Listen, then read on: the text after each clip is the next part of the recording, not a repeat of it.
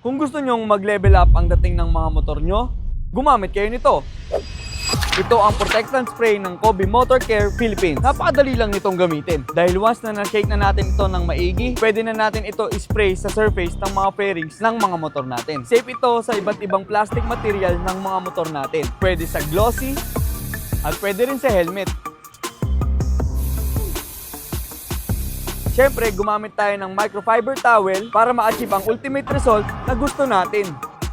Ang protectant spray na ito ay tumutulong para ma-preserve at ma-restore ang natural na kulay ng mga motor natin. May protection nito sa pamumuti na sanhi ng matinding init ng araw. At may protection na rin ito sa watermarks na dulot ng ulan.